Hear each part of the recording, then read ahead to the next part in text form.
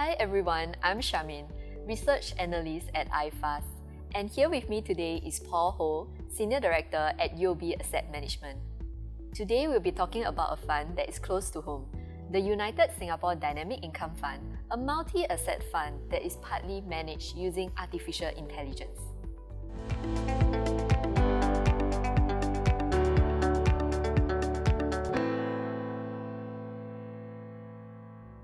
Hi Paul, thank you for being with us today. We have a couple of questions. So to start off, we actually want to ask about the Singapore economy. So the Singapore economy is getting back on its feet after COVID, but this year's GDP is still only expected to be around 1%.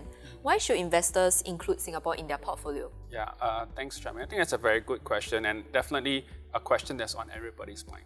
Now, I think that Singapore is a very natural port of call for many of our investors, right? I think, as you know, I think most people will have their money in Singapore first, and then they'll consider whether to invest overseas.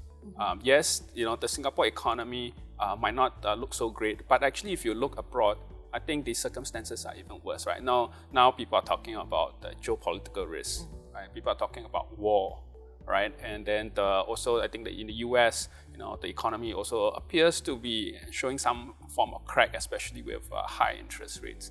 And of course, Europe hasn't been doing so well because of the Ukrainian war. So everywhere you go, there's some sort of trouble.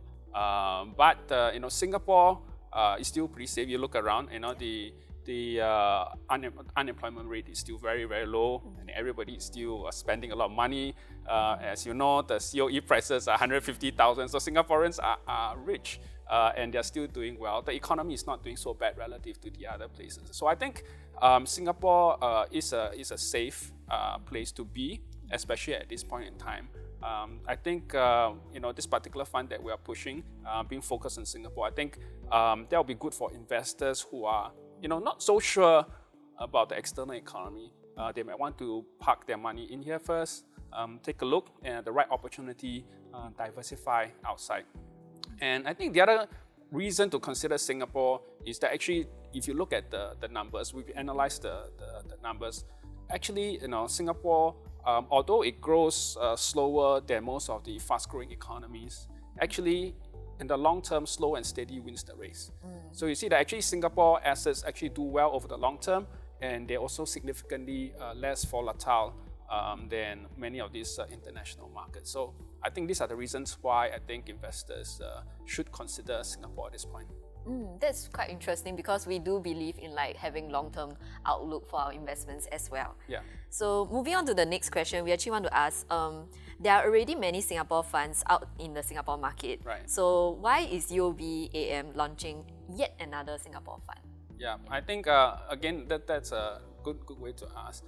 For us, we think that we have something unique to offer to this market, and that angle would be the artificial intelligence. Right? How do we make use of artificial intelligence? So the way we do this is there are two components. One is asset allocation, and then the second component is security selection, right? So we want to present the best of both AI and human capabilities in our product. So the AI would analyze literally tens of millions of data points to help us to make optimal asset allocation, right, between when to go into equities, when to go into bonds, when to go into money markets, REITs, and Asia equities, so on and so forth, right? And then at the individual sleeve level, we have very, very experienced fund managers with a very long and successful track record helping us to pick the right securities at the right time, right? So this is a unique product. It's a combination, it's a hybrid of AI and human, and I think that's what makes this product very unique in the Singapore market. That's very interesting because I think this actually drives efficiency and also help to optimize the investment ideas as well. Yeah, I think AI will help. Like I told you, because it's very data driven. Yeah. So it's a lot more objective, and it's very quick to catch new trends, especially these new algorithms that we are using. Unlike traditional quant algorithms, they're not fixed. Now, as we all know, the world, the environment changes all the time, right? So dynamic. no set of variables would determine returns successfully over long periods of time. But in this new algorithm that we're using, it's more sophisticated. It's what is called machine learning. So it actually learns from the current environment and corrects itself in real time. So it's very, very dynamic. And again, it's very objective, not emotional, not based on emotions, not based on narratives, which is quite common way of allocating between the asset classes you see in some of the other funds. Yeah, that's very interesting because it will probably drive a better synergy as well by like highlighting on like the pros of like both machine and man. Yeah, that's right. This is a good combination, we think. Yeah, that's so cool. Okay. The next question is let's drive into the multi-asset aspect a little more. So if you are positive on the economy and as an aggressive investor, you will buy equities. Sure. And if you are not so positive or like maybe you are a conservative investor, you buy bonds. Right. So why bother with a multi-asset fund? So that's very interesting. Now, obviously, if you are right, and the economy is going up and doing well, then obviously I think you'll make the most money allocating all your assets to equities. And then of course over the long term equity returns are much higher, right? But unfortunately, returns comes at a price. There's volatility, right? And also I think in the long term, it's also very hard to make calls of timing when to buy. So this is very difficult. Again, if you're very conservative, yes, you can put all your money in bonds. Yes, you have less volatility, but you also have less returns. And of course, we all dealing with the inflation problems now, right? So there's a possibility that just purely investing in bonds over the long term might not be enough to cover inflation. That's why I think over the long term, investors still have to look at a combination of these different asset classes. But for the man in the street, let's say for the retail investor, right, it's very hard for them to decide when to go into bonds, when to go into equities, so on and so forth, right? So that's where our AI algorithms and models are there to help make that decision for them, so that they don't have to worry, right? So all they have to decide is, yes, they want to put their money in Singapore, and then we will, with the help of the AI, we analyze reams and reams of data and help them to make the best decision between the asset classes, so that they don't have to worry about missing out on opportunities, or let's say if there's a big drawdown, big sell down in equities coming, they say, most of the people only discover that after it's too late. So there are things that we can help them to avoid as well. So I think that's how we add value, and that's why over time, with this multi-asset product, we are able to give pretty good stable returns to our investors. I think that's very important now because as what you mentioned before, the environment is so dynamic, keep changing. So this actually provide like a ease of access for investors to actually have some exposure into like a more dynamic form of fund. That's right, yeah. Okay, the next one is that you also mentioned that you are using artificial intelligence in the management of this fund. Yeah. So can you explain what exactly is the AI you are using and how does that help the fund's performance? Yeah, I know AI has been quite a buzzword these days, and then they mean different things to different people. Yeah. So I'm aware that people think of different things. But when people think of AI, they probably think of, let's say, like Netflix, how they help them to choose the programs that they like, or even ChatGPT, right?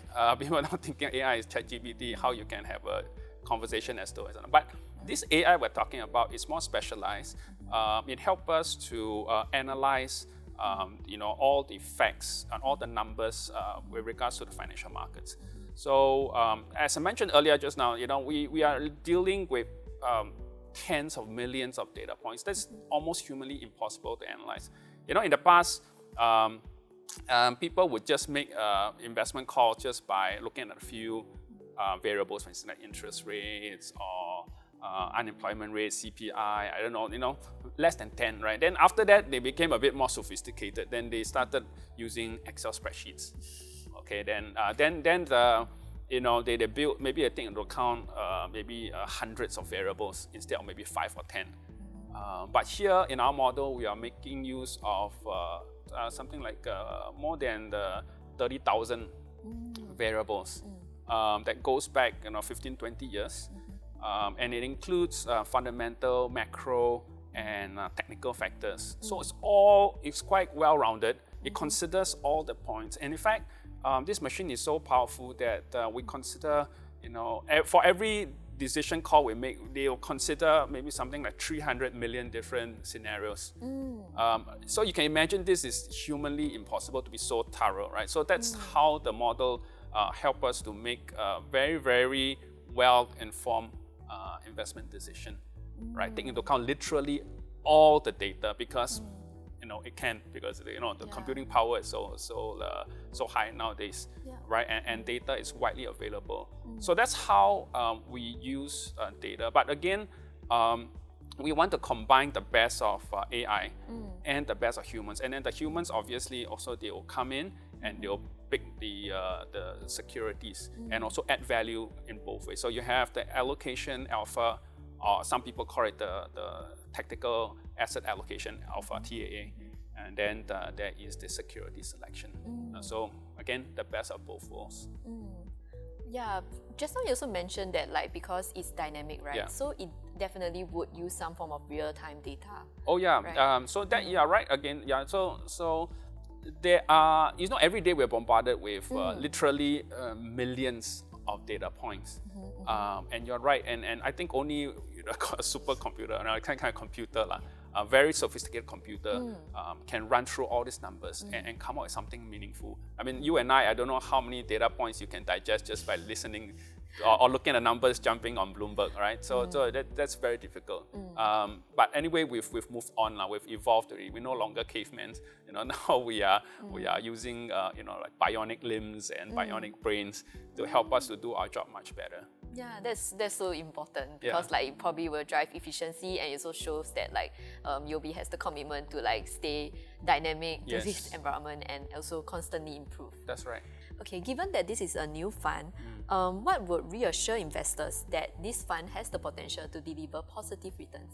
Yeah, Charmaine, I think that's a fair question. So there are two ways to look at it. I mentioned one part of that, which is that this fund is not entirely run on AI, right? It's run by also by human managers of these different asset classes, which are already running funds for a very, very long time. So you can see the underlying blocks. So we have our Singapore Equity Fund Manager, Singapore Bond Manager, Money Market Fund Manager. These are managers who have done very well over long periods of time. So their track record is already very clear. So the underlying, you can say the underlying building blocks already have very, very good performance with long track record. So it's something that they can rely on, right? And then of course the second aspect is the AI aspect. So I didn't mention this earlier, but this AI model that we developed didn't just happen this year or overnight. In fact, we have developed it and used it for more than 3 years already. So some of our other equity funds, which you guys might feature in future, hopefully, have got very, very good results. In fact, they've won awards, Lipper Awards in some cases, for best performance over the last couple of years, right? So this engine has been tested in real life markets for the last 3 years. Performance has been great. So now we're taking the same engine and applying it to asset allocation. So we have every confidence that it will continue to deliver value. So in fact, we already have some live funds running on this strategy on the institutional business side, and that has produced quite good results. I mean, sure, it's early days, but it kind of reinforced our kind of like conviction that we can add quite a bit of value for our investors that are offering this product. So I do hope that the investors will look at this product because I think it's pretty interesting. It's unique, and I think this is probably one of the best products on offer in the market right now in terms of Singapore multi-asset. Maybe I should just add another point about this, the design of this product. So I think the traditional multi-asset products only have mostly two asset classes, right? Bonds and equities. So they always say it's a 60-40 portfolio, right? And we saw how that kind of traditional 60-40 portfolio has failed, in the last 2 years. I mean, last year, the results of both equities and bonds has been disastrous, right? And there's no way to escape if you only have these two asset classes. That's why when we design this product, we have 5 different asset classes, including, very importantly, a money market fund. So it's kind of like an escape valve. Let's say in case anything happens again in the future, at least investors have somewhere to hide, right? They don't have to be there like sitting ducks and taking all the losses. So I just want to say that a lot of thought goes into the design of this product, and we believe that it will bring quite good investment value to our clients. That's very well thought out actually, and you really did consider how a normal investor would feel and maybe have concerns about. So I think that's quite interesting. Thank you, Paul, for the insightful sharing. We hope that this has helped you to understand about the United Singapore Dynamic Fund, and you can find out more about the fund on UOB Asset Management's website. Bye!